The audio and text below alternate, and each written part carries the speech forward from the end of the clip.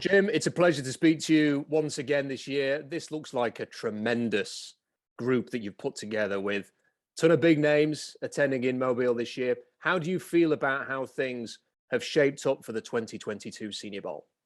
Well, yeah, Rob, thanks for asking me to come back on with you. Yeah, we're excited about this year's group, really. Last year we had a record year with 106 guys drafted, which ended up being like 41% of last year's draft class. So, but I really like how this group stacks up and measures up. That I think everyone wants to talk about the quarterback class. That we've got 5 of the top 6 guys in this year's draft, and I never like to leave out Bailey Zappi. I think Bailey Zappi is going to be a 3rd or 4th round guy. He's a good player. But yeah, you look at this position groups. I'm kind of peeking over at the board right now on the other wall on the other side of my office. But yeah, we're happy, man. We only lost out on 3 seniors in this class that declined their invites. So really good group. When you run down the list, sort of from our perspective, from an amateur perspective, you think he could be a first rounder, he could be a first rounder, he could be a first rounder. Is it fair to say that there's a lot of players amongst this group this year who could easily find a home in the first round? Yeah.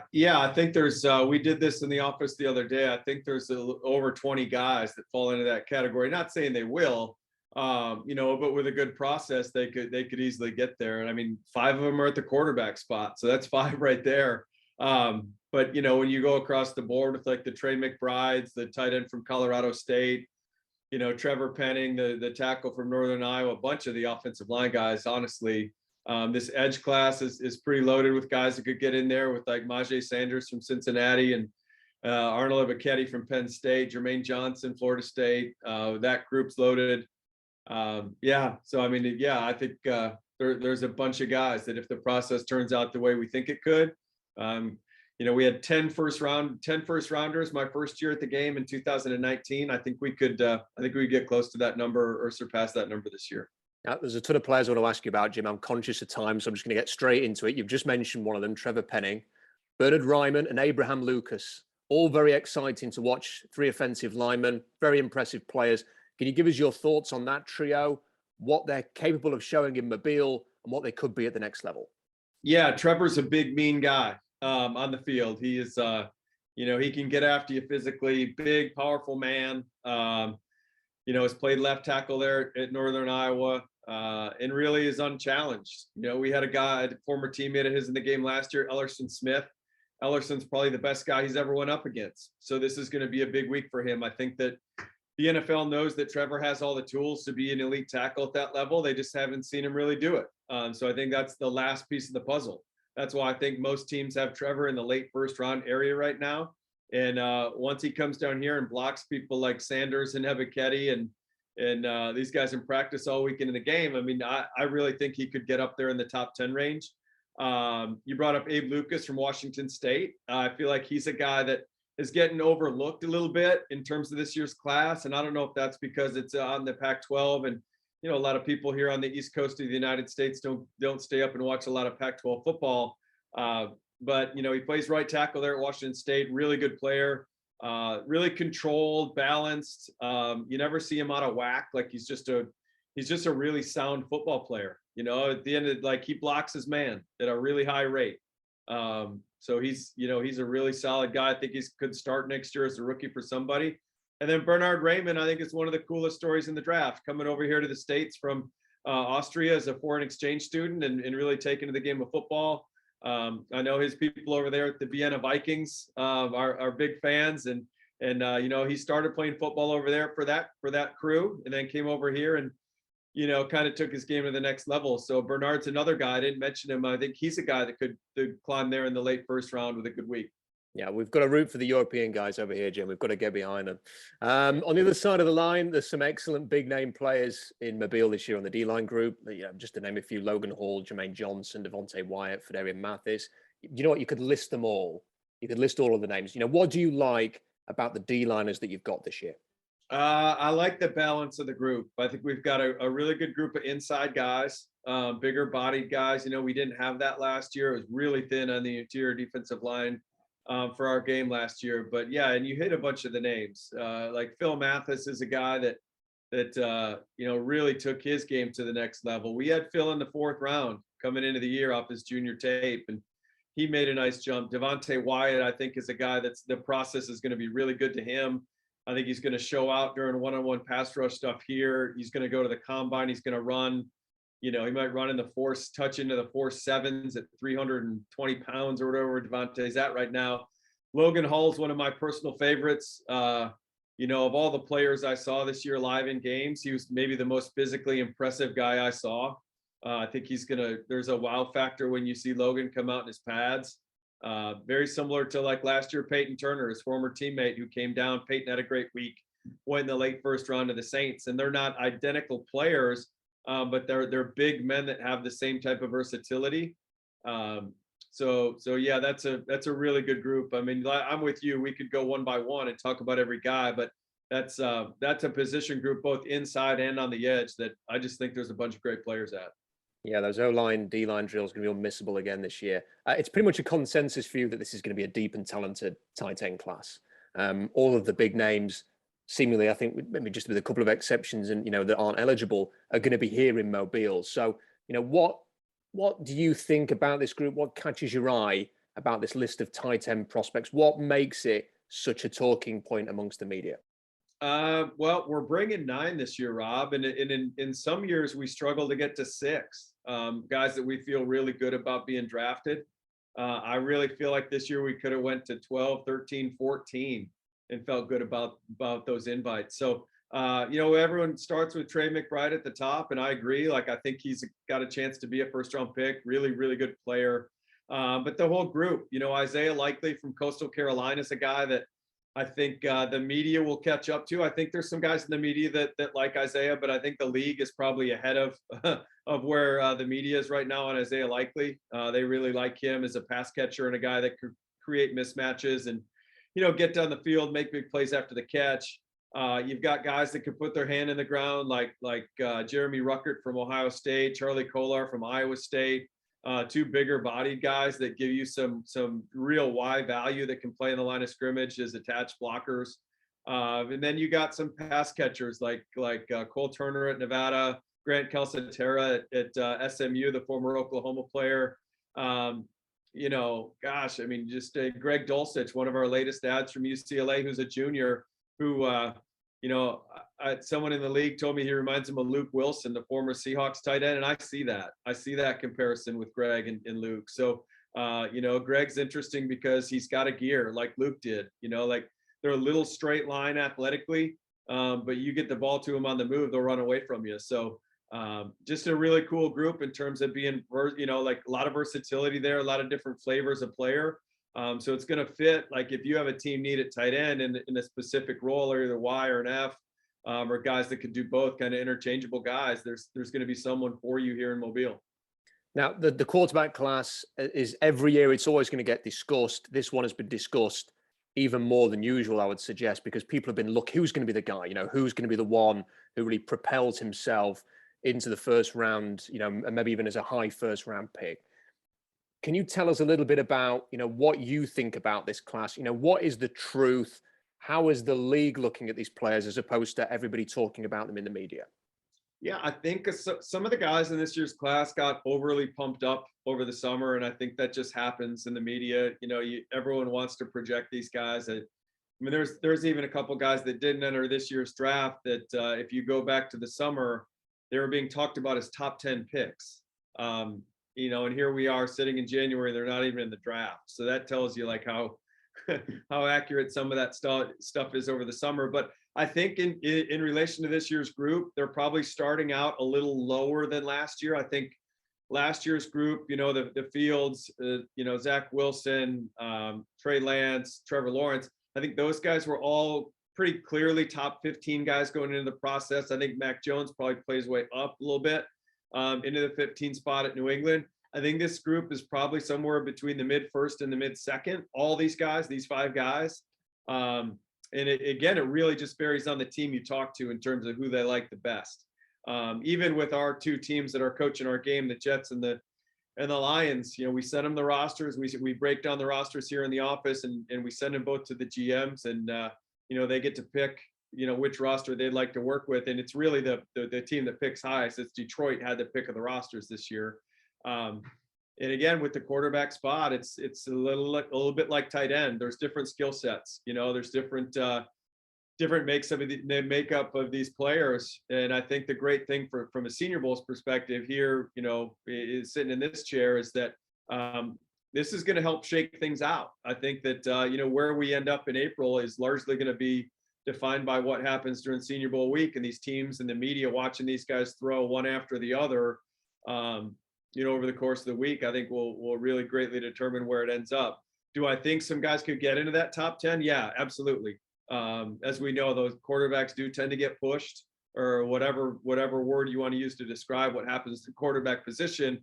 They do a lot of them end up as top 10 picks. So we'll see who takes advantage of the process. But right now, I think there's those top 5 guys are all guys that they're all carrying first round grades of some level with most of the league. Yeah, I think the Senior Bowl has been described, it's a kingmaker at this position. It has become that over the years. I mean, I remember you could watch Josh Allen go to Mobile and do what he did in Mobile. And then you kind of see, even then, because even in his first couple of years in the NFL, he was feeling his way into it. But what he showed at the Senior Bowl is kind of what we're seeing now, especially in that game when he was fantastic. Jim, could you give us, just on the quarterbacks, can you give us some help, a pro's take, some tips on the kind of things, if we're watching a lot of college football, if we're watching videos of these guys now, what should we be looking for in a quarterback? What are the little things on a tape that we should be looking for as we try to judge players? I think I had this conversation with some guys around the league this year. I think Mac Jones is making people reevaluate how they assess the position. I think we were so into the Russell Wilson and Josh Allen and Lamar Jackson and trying to find that athlete. I think Mac this year and what he's done in New England is make us pull back a little bit and be like, hey, maybe we can win from the pocket too. And that's going to fit somebody like that'll help a guy like Kenny Pickett. I think teams might be a little more open-minded. And again, Kenny showed a lot more mobility this year than he did as a junior when he was kind of banged up there at Pitt on 2020 tape. But yeah, there's a lot of different skill sets. But I would say, what's really important for a young quarterback is the ability to improvise as they're learning and gaining experience, and that process where the game starts to slow down for them in year 2 and 3. You really need to be able to move around and buy a second chance and play off script a little bit if it's not totally clicking and the game's happening really fast. So I think that's something that most teams want to look for more so now than ever, because quarterbacks are getting rushed onto the field. I mean, I think, obviously you can point to Patrick Mahomes, and he was really given a redshirt year there in Kansas City. But outside of that one example, I mean, most of these guys play. Teams get them on the field as rookies. I think Trey Lance, this year pretty much had a redshirt year in San Francisco, which will help Trey. But I think that, and then obviously the quarterback position, it's just decision-making, accuracy, I think those are always the biggest things. No matter where the position goes, you have to make good decisions. You got to see it quick. You got to read it quick. And you got to be able to put the ball on people. So, sorry, I'm probably being too long-winded in this answer, but that's kind of where I'm at with the quarterback position. Running backs, always interesting, always fun to watch. But I have to ask about Damien Pierce. Yeah. Very few carries at Florida this year, but he is one heck of a player, isn't he? Yeah, one of my favorite guys, Rob. I'm glad you brought him up. He's, it is what it is. It's hard at the college level. That's not an indictment on their coaches. Like I've posted some stuff on Twitter about Damien and his lack of carries. I'm not trying to call out the former Florida staff at all. I mean, it's hard on those guys. They had some other good backs. Malik Davis was a good back at Florida. They had other guys. And again, now with the transfer portal, you got to keep a lot of people happy. And I'm not saying that is particular to the Florida circumstances here. I just think in general, I think all college coaches, if they were being honest, I mean, that's part of it now is getting guys on the field and having a rotation. And but when Damien got the ball, I always describe he's an NFL running back. Like the dude is an NFL running back. He's powerful in his lower half. He's aggressive on contact. He's hard to get on the ground. He has good vision. He can catch it. For a big guy, he can catch it. So he's really a 3-down back. He really is. And I think teams are going to like the fact that there's a lot of tread left. I think it's going to end up working in his favor. We saw that last year. We invited a guy, Chris Evans, to the Senior Bowl, and a lot of people laughed. And, he only had 16 carries at Michigan. And now he's played a really key role for the Bengals this year behind Joe Mixon. So it might work in Damien's favor. He'll come down here. I know he'll have a good week and show himself. But yeah, he's one of my favorite guys in this year's class. When people talk about the linebackers, they kind of focus on 2 or 3 guys. But I want to ask about Channing Tindall, Kay Walker, Brian Asamoah. Players like that have got a real chance to go higher than I think maybe some people realize, Jim, in this class. Yeah, I think I think you're right. I think Quay Walker's got a chance to go in the first round with a good week down here. The point I always make about Quay is, like, he looks big on tape and he's verified. He's almost 6'4". He's like 6'0", 3'5". He's 245 pounds. So he's like your old school size linebacker. And then when you get up on him in person, like, he even looks bigger than that. Like this guy's a huge, huge man. And then the other thing is, when you see him live, you see his feet. You see him go through pedal drills and stuff. And his linebackers coach, Glenn Schumann, is a good friend of mine. And he kind of gave me that heads up. He's like, man, when you come to practice, or I saw them play live against South Carolina this year. He's like, just watch pregame, watch this kid move his feet and get around. So yeah, he's just scratching the surface. He and Channing Tindall, both first-year starters at Georgia. I think that really shows what Georgia had and that crazy talent they had on defense, that these 2 guys were reserve players last year. And even to start this year, Channing Tindall, had really limited reps. So I think Channing's a guy that it wouldn't shock me if he touched into the high 4.4s. I think we had Bobby Wagner in Seattle as like a 4.47, 4.48 on our board. I think that Tindall could get in that range. It's just, if you watch some of the sideline to sideline chase stuff that Tindall does, he can really roll. And then Asamoah is a really interesting guy, junior from Oklahoma, early out guy. And just from a run and hit perspective, he's a little undersized, but he can play in space, which the league, that's where we're going, right? So just the ability to match up against backs and play in space and just running and hitting and being an athlete. There's a lot to like there. Final position group, safety. What can you tell us about the safety group? And in particular, if you've got a thought on Brian Cook at Cincinnati, he's a player that I've really enjoyed watching. Yeah. It's, that's probably a little bit of a thinner group this year, Rob. I mean, for us, I don't know what the underclassmen group looked like this year coming out, but the senior class was a little more thin. We ended up losing Brian Cook, unfortunately. He had some postseason surgery after the college football playoff. But he was one of my favorite guys too. I agree with you there. He's a Howard transfer, HBCU player. Last year played behind James Wiggins and Derek Forrest, who both got drafted. We had James Wiggins committed to the game, very similar situation. He got hurt late in the year, so James didn't make it to Mobile.